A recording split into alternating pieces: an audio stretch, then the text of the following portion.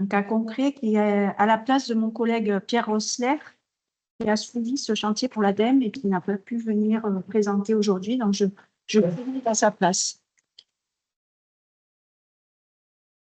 Donc, je vais vous parler de la renaturation, du réaménagement d'une très vieille mine de plomb-zinc qui se trouve dans le Gard, dans un contexte avec des pluies très violentes, pluies cévenoles, fortes températures en été, sécheresse, et bien sûr une mine très vieille mine où il n'y a plus de terre végétale.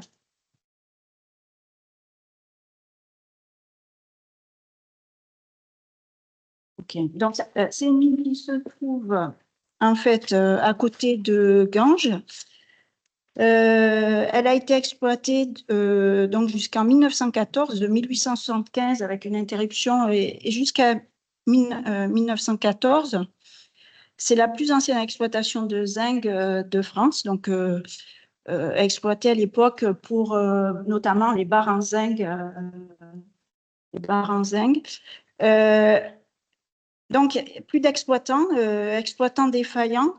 Et donc, c'est l'État a mandaté donc l'ADEME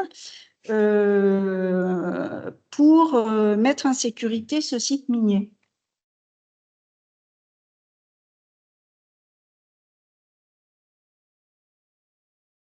Donc, comment a été exploitée cette mine? C'est une toute petite mine qui a été exploitée dans un lambeau de dolomie du Bâtonien. Le gisement de plomb et zinc se trouvait dans un lambeau de dolomie du Bâtonien qui était subaffleurant et parallèle à la pente. Et au mur de ce lambeau se trouvaient des membres du Trias parallèles à la pente également. Le minerai a été trié sur place et les stériles, en fait, étaient déposés en bordure, à flanc de coteau, déversés dans la pente en équilibre limite. Donc ça, c'est une photo récente, hein, c'est une photo qui date de 2020. Donc, ces algues qu'on voit là, flanc de coteau, surplombent la rivière de la Vis et le hameau de la Papeterie qui se trouve juste en dessous. Donc, le hameau de la Papeterie, en fait, est situé sur les anciennes installations de traitement du minerai. Il y avait aussi, le long de la Vis, des bassins de résidus, bassins de stockage de résidus. Là, je vais vous parler essentiellement des haldes, en fait, situées au niveau de l'exploitation qui est effectuée à ciel ouvert. Alors, au départ, l'ADEME a fait faire des études préliminaires pour trouver les solutions de mise en sécurité. Donc, il s'est trouvé que site fortement chargé en plomb et en zinc, entre 3800 à 50 000 mg par kilo de plomb, donc ce qui est énorme, et 41 000 à 190 000 mg par kilo de zinc. Donc, la mine, on va dire, la plus chargée en métaux de France. Par contre, étant donné que l'environnement est carbonaté, il n'y avait pas de métaux dissous dans l'eau au niveau de la vis. Par contre, les matériaux donc riches en TMS, donc comme le site n'était pas végétalisé, donc il y avait de la poussière avec des pots de poussière au niveau du hameau de la Papeterie. Donc, les études de sol qui ont été faites au niveau de la papeterie ont montré que les poussières venaient de l'exploitation des avinières et également par les eaux de surface, entraînement de sédiments dans la rivière de la Vis du fait de l'érosion, du fait que les forêts se forcent et qu'il n'y a plus de verre végétal. C'est ça.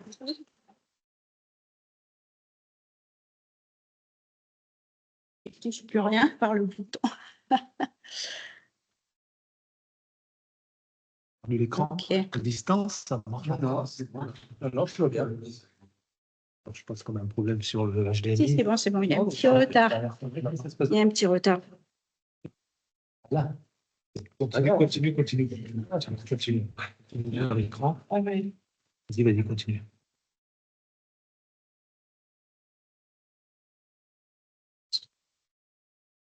Alors, Je peux pas continuer.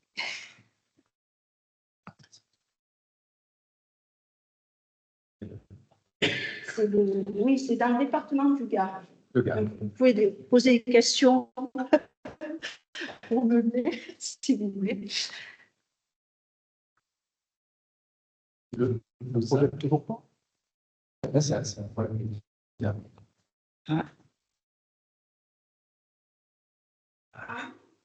Oui. Ouais, Oui. Vous avez des de polluants qu'on va retrouver dans la liste. Dix ou dans le nom. Et on connaît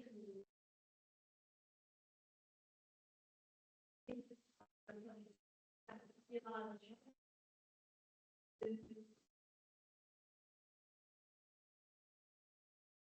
En fait, le fait que l'on soit carbonaté, après, de mise en solution et tout dans l'eau, parce que les carbonates, en fait, tamponnent. Par contre, il y a les sédiments dus à l'érosion long des pentes qui se retrouvaient dans la vis. Voilà. Donc, le problème, c'était essentiellement les poussières et les sédiments. Les poussières au niveau du hameau de la papeterie et voilà. Pour la petite histoire, au pied du site, il y a un agriculteur bio qui s'est installé et qui a commencé donc à cultiver les végétaux au pied du site. Et son chien est mort, je crois, au bout de la première année. Enfin bref, donc c'est pas anodin. Voilà. Le zinc qui est dangereux pour la santé. À forte dose quand même.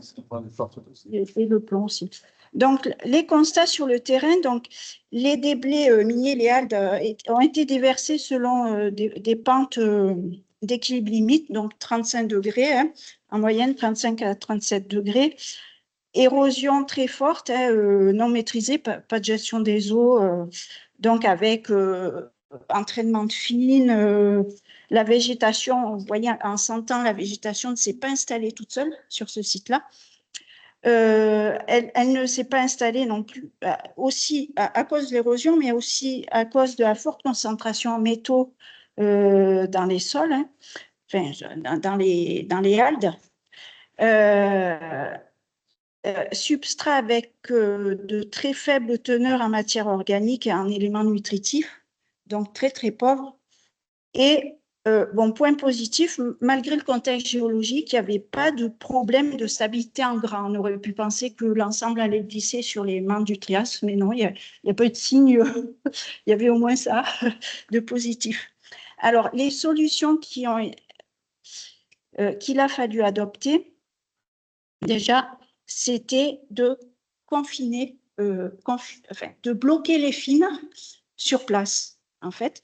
Et pour ça, pour bloquer les fines sur place, pour plus qu'il y ait d'envol de poussière ou d'entraînement par l'érosion, il fallait absolument revégétaliser tout le site avec un fort recouvrement, une forte couverture herbacée avec un fort taux de recouvrement. Et pour faire ça, il a fallu remodeler les terrains parce que les pentes étaient trop fortes. Quand les pentes sont trop fortes, la végétation n'arrive pas à s'installer. Par déterrassement, donc abaisser la pente à moins de 30 degrés et aussi gérer les problèmes d'érosion par tout un système de gestion des eaux.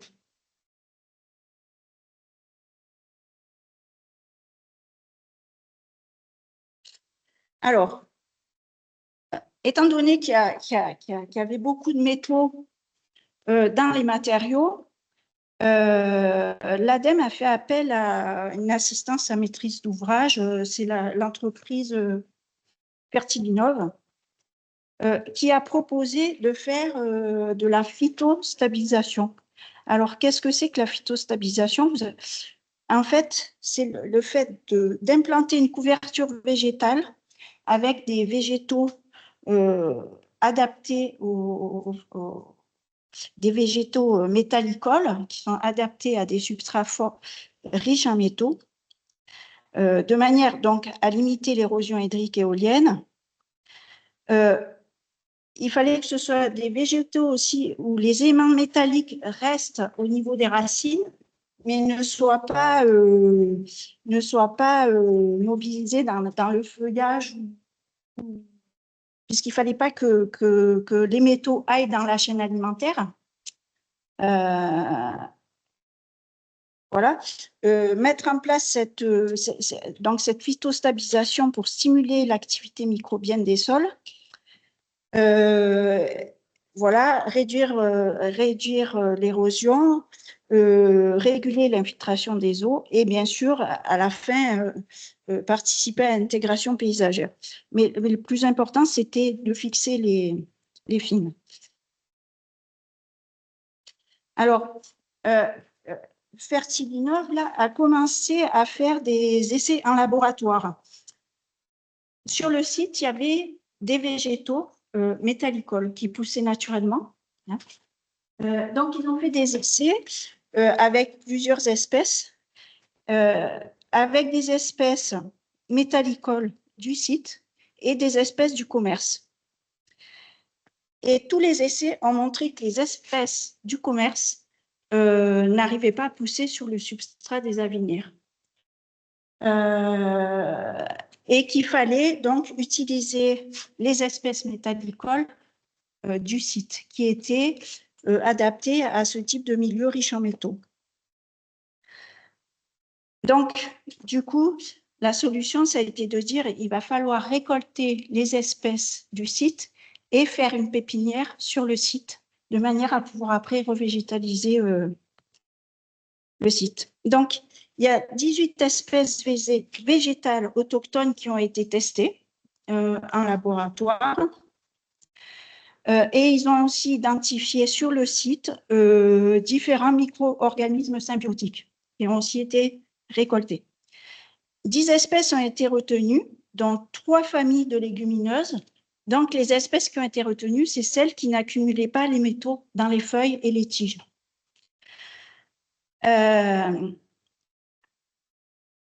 Donc, celles qui ont accumulé les métaux dans les feuilles et les tiges ont été écartées pour préserver la chaîne alimentaire. Donc, ça, c'est les 10 espèces qui ont été sélectionnées avec trois types de légumineuses qui ont comme fonction d'apporter aussi de l'azote dans les terrains, hein, une fois qu'elles sont végétalisées. Alors, il y a eu récolte de semences donc, sur le site, hein, de semences sauvages, récolte durant 3 années, et puis séchage, extraction et tri des semences. Puis, il y a eu mise en place d'une pépinière au pied du site. Alors, il faut savoir que les espèces métallicoles, si elles sont produites sur un substrat qui n'est pas riche en métaux, elles perdent leur capacité à résister aux métaux. Donc, il fallait faire une pépinière sur un substrat qui était riche en métaux aussi, en zinc, en plomb. Donc, la pépinière a été installée juste au pied du site. Hein. Il y a eu une récolte de semences durant 3 ans. 175 kilos de semences qui ont été obtenues. Donc, il y a beaucoup d'énergie pour pouvoir végétaliser ce site. Il y a aussi eu une planche d'essai des planches d'essai sur les algues des avenières. Alors, la démarche a été de faire plusieurs planches d'essai selon les conditions de terrassement, c'est-à-dire à des pentes de 30 degrés, sur des pentes de 30 degrés. Donc, de manière à tester tout ce qui était technique de correction des propriétés physico-chimiques du substrat, tester des parcelles avec espèces métallicoles, sauvages du site, espèces du commerce aussi, mélange d'espèces du commerce et d'espèces métallicoles, On a aussi testé la mise en place de toiles coco aussi. Et aussi la mise en place d'une biofertilisation avec les micro-organismes symbiotiques des espèces du site. Donc, les parcelles ont montré en fait que toutes les semences sont levées, que ce soit celles du commerce comme les espèces métallicoles, mais très vite, les espèces du commerce ont crevé. Et après, ce sont les espèces métallicoles qui ont semé toutes les parcelles. Voilà.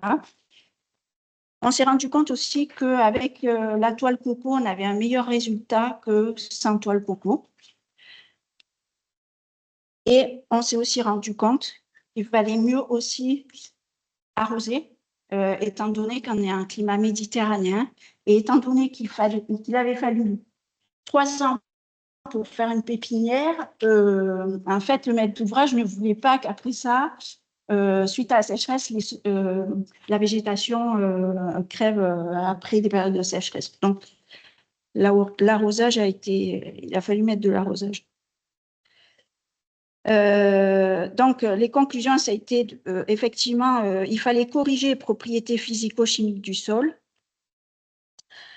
avant le semis pour améliorer la fertilité du sol et l'installation de végétaux. Les parcelles, donc, on conclut qu'effectivement, seules les espèces métallicoles du site pouvaient fonctionner et qu'il fallait arroser. Donc, le protocole de phytostabilisation a été le suivant. Donc, il a été incorporé du compost issu d'installation de traitement des eaux, installation d'un arrosage, un semis hydraulique en 2 passages, printemps et automne, mise en place d'organismes microsymbiotiques,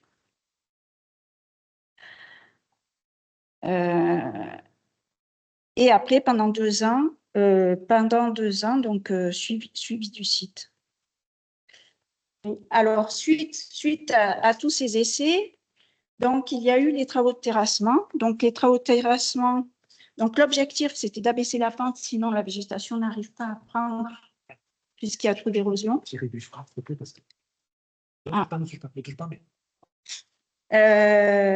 Améliorer la stabilité des pentes, limiter l'érosion aussi. Le fait d'abaisser la pente, on limite l'érosion. Et le fait de terrasser aussi, ça permet de générer des fines, donc il y a un meilleur résultat pour la végétalisation.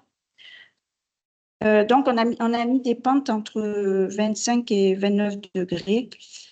Et aussi, en terrassant, on a aussi généré des talus plus petits. On a limité la hauteur des talus à 15 mètres, aussi pour limiter la longueur de ruissellement sur les talus. Donc, comme le site était très pentu, il a fallu utiliser des petits engins de terrassement, hein, avec la réalisation de déblais remblais au plus proche.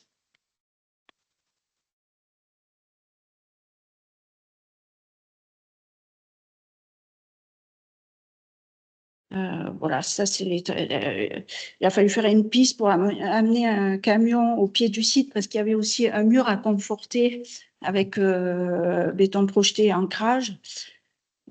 Puisque bien sûr tout ça a été retenu par un vieux mur en pierre au pied du site. Après terrassement, donc, il y a eu incorporation de compost, constitué de déchets verts enrichis avec des bouts de station d'épuration. Donc là, il fallait incorporer le compost sur les 30 premiers centimètres. Donc, ça a été fait avec la pelle mécanique.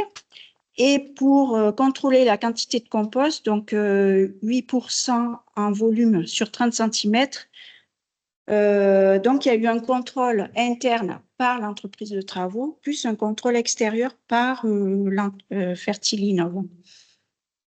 avec donc tous les 100 mètres carrés, il y avait prise d'échantillons mélangés avec de l'eau. Et comme le compost flotte, ils pouvaient mesurer la proportion de compost par rapport. C'est comme ça que le contrôle a été fait. Puis après, il y a eu les réalisations des ouvrages de gestion des eaux. Donc, pour aussi limiter l'érosion, hein, comme on diminue la hauteur des talus, il faut bien récupérer l'eau en pied de talus. Donc, tous les 15 mètres en hauteur, on a fait différents types d'ouvrages de gestion des eaux. Donc, des banquettes drainantes non revêtues avec des pentes de 3%. Au-delà de 4% d'écoulement, on a fait des descentes d'eau en rocher avec des enrochements bétonnés et des petits bassins ralentisseurs, donc des ouvrages très rustiques, mais dimensionnés pour des pluies centennales, donc pluies cévenoles violentes de courte durée. Après terrassement, compost, gestion des eaux, donc il y a des filets de coco qui ont été mis en place. Puis après, semi-hydraulique en 2 passages au printemps et à l'automne 2022. Bon, ça, c'est une vue du site depuis le haut avec le hameau de la Pépinière au pied. Après ça, donc, mise en place de l'arrosage. Donc, l'arrosage, il a fallu mettre une pompe dans la vis au pied du site et puis monter l'eau jusqu'en haut des halles des Avinières pour installer le système d'arrosage. Donc, tout ça pour garantir le développement rapide de la couverture végétale et préserver le semis en cas de sécheresse les premières années. Donc, l'arrosage a été dimensionné et programmé pour favoriser le développement racinaire en profondeur, de manière à ce que aussi les végétaux puissent résister, une fois l'arrosage arrêté, les végétaux puissent résister à la sécheresse. Alors, on avait le cas de pentes très, très raides où on ne pouvait pas envoyer d'engins de terrassement. Il aurait fallu faire des pistes au niveau du terrain naturel pour pouvoir y accéder. Donc là, on a fait le choix de faire des techniques de ce qu'on appelle du génie biologique, c'est-à-dire des fagots de bois qui sont ancrés selon des courbes de niveau, avec des végétaux qui sont des terrasses en amont réalisées avec du compost et des algues. Et après, plantation derrière les petites banquettes de fagots, de manière à retenir aussi les terrains. Ça permet aussi de lutter contre l'érosion et ça permet une végétalisation, mais beaucoup plus lente du site. Mince. Je n'ai pas appuyé sur le bon bouton. Mince, pour la manière. Voilà. Bien sûr. Donc, ce sont des travaux qui ont été faits en site contaminé par des ETMS. Donc, il y a eu pour l'ensemble des travailleurs... Il y a du retard. Il y a une latence. Ah, il y a une latence. Donc, pour l'ensemble des travailleurs, il y a eu un suivi médical renforcé avant, pendant et après les travaux. Formation de tout le personnel pour les sensibiliser sur le fait que le site soit contaminé. Port de pays particuliers avec masque à cartouche FFP3, combinaison étanche, gants, bottes. Et puis, les engins étaient équipés de cabines pressurisées et filtrées P3. Pendant les terrassements, donc, le site était constamment équipé de canons brumisateurs pour abattre les poussières, avec la mise en place d'un réseau d'asperceurs et le suivi des émissions de poussière en continu avec 2 analyseurs qui étaient situés dans l'environnement proche et au niveau des habitations, avec système d'alerte si jamais le taux de poussière était trop fort. Alors, le résultat était... La préparation, finalement, était très longue. La pépinière, 3 ans, les études assez longues. Mais après mise en œuvre des terrassements et végétalisation, le résultat était très rapide, par contre. Donc, voici quelques photos avant travaux, à la fin des terrassements. Donc, les terrassements, ça a pris quelques mois, c'était très, très rapide. 3 mois après le semis, on avait déjà un couvert végétal très dense. Et 6 mois après le semis. Bon, ça, c'est une autre vue avant travaux, à la fin des terrassements et 3 mois après le semis. Donc, en espace d'une année, ça a totalement changé. Hein.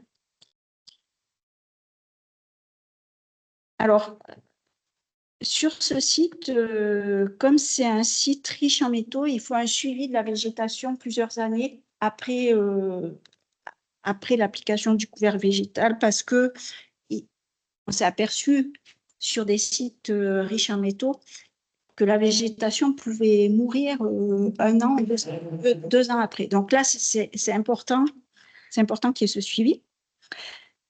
Donc, il va durer jusqu'en 2026, ce suivi, je crois.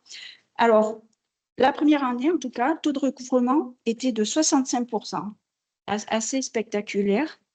Bon, ça vient aussi du fait qu'il y a eu filet de coco, arrosage, bon, et puis espèces métallicoles. Le système racinaire a pénétré de 30 cm dans les terrains.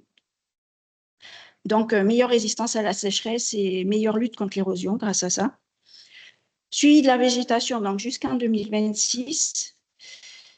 Et puis, donc, il y a eu une amélioration significative de la structure du substrat après 2 ans, avec une augmentation des matières organiques et du taux d'azote. Donc, il y a un succès, c'est vraiment un succès, cette opération. Donc, taux de matière organique, donc, en violet, c'est donc substrat avec, avant phytostabilisation. En mars 2022, c'est substrat amendé avec compost. Hein. Et après, le vert, là, c'est le substrat 2 ans après phytostabilisation. Donc, on passe à 3% de matière organique, contre 0,5 avant travaux. Et le taux d'azote, il est passé de 0,5 à 1,5 une fois que ça a été amendé avec du compost. Et après végétalisation, on passe à 2,5% 2 ans après les travaux. Voilà. Il y a aussi de la part de l'ADEME un suivi par drone et analyse d'images sur avant réaménagement, donc on avait un recouvrement par la végétation de 36%. Après végétalisation, 60% en 2022 et en 2023, 65%. Voilà. Donc, petit à petit, le site est en train de bien se recouvrir. Voilà. Donc, c'est un chantier qui a été fait par l'ADEME. Donc, ils ont voulu mettre les moyens parce que c'était un site très particulier. Ils ont voulu aussi tester des techniques nouvelles. Voilà, ça, c'était une bonne chose. Plusieurs techniques. Donc, la maîtrise d'œuvre, c'était Mica Environnement, la phytostabilisation Fertilinov, le contrôle des poussières en TA, le contrôle pour le suivi coordination sécurité, et puis les entreprises, donc Terrassement, MTPS, il y a eu Alpazur Environnement pour la végétalisation, Irimed pour l'arrosage, etc. Voilà pour ce site. Voilà.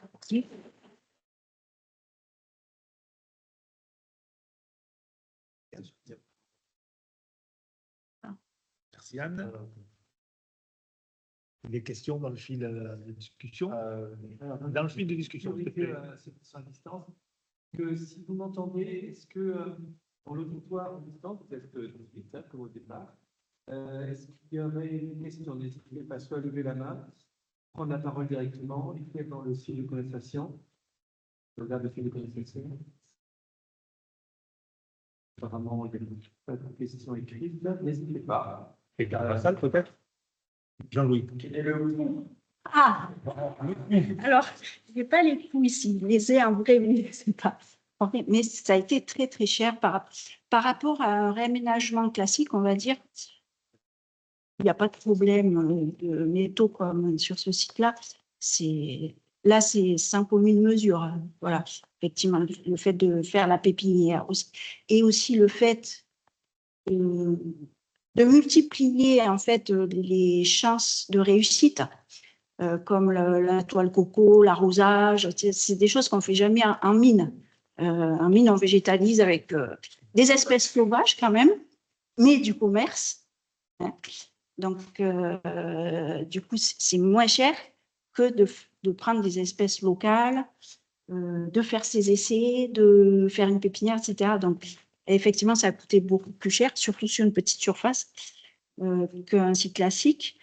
Mais ce n'était pas un site classique. Voilà, je pense que si on avait adopté des méthodes classiques, ça n'aurait pas marché. Voilà.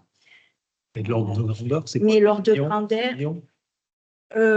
oui. Oui, quand il dit lors du million, oui, c'est ça. Il n'y a pas eu que la berce, il y a eu des bassins aussi à recouvrir. Il y a eu aussi des travaux sur le hameau de la Pépinière, parce que le hameau de la Pépinière, il y a eu tout le réseau routier qui a été refait. Il y a eu plusieurs travaux sur ce site-là. Okay. Voilà.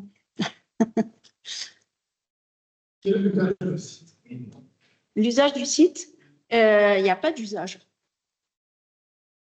Ça, c'est...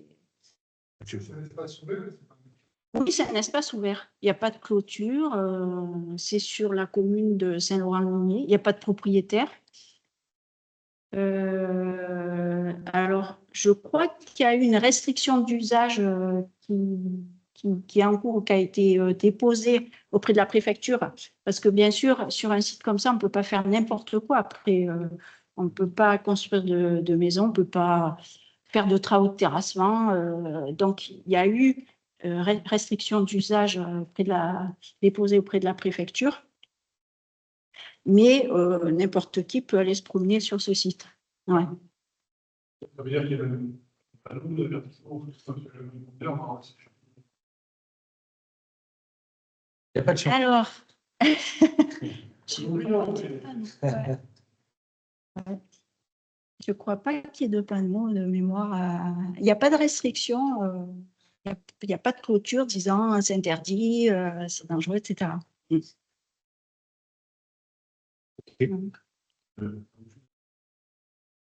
Est-ce qu'il y a des mesures vérifier l'efficacité et donc, j'ai bien compris que les eaux de ruissellement étaient collectées. Oui. Ça aboutit dans des bassins. Oui. Qu'est-ce qui devient des sédiments ces bassins? Alors là, il n'y a plus de sédiments. Pour le truc ça à distance. Oui. Tu peux répéter les questions pour le truc ça à distance, comme ça ils comprendront. Oui. Alors la question, c'est les eaux sont récupérées, descendent, elles vont dans des bassins, effectivement. Que deviennent les sédiments qui sont dans ces bassins? Il n'y a plus de sédiments dans ces bassins. Parce que vous avez vu le couvert végétal, c'est un couvert végétal très dense, donc il n'y a plus de fines dans les bassins qui sont récupérés. Ça, c'est clair. Après, les eaux sont rejetées dans la Visse. Ouais. Oui. S'il y avait des sédiments, c'est que le résultat n'aurait pas été à la hauteur des objectifs recherchés. Ça, c'est sûr. Ok, ce que je vous propose, on peut continuer à l'issue. On n'a pas réussi à rattraper notre retard, donc on ne peut pas trop déborder. Thomas, les derniers intervenants, ça s'appelle comment ton truc, Ginger Bourjat?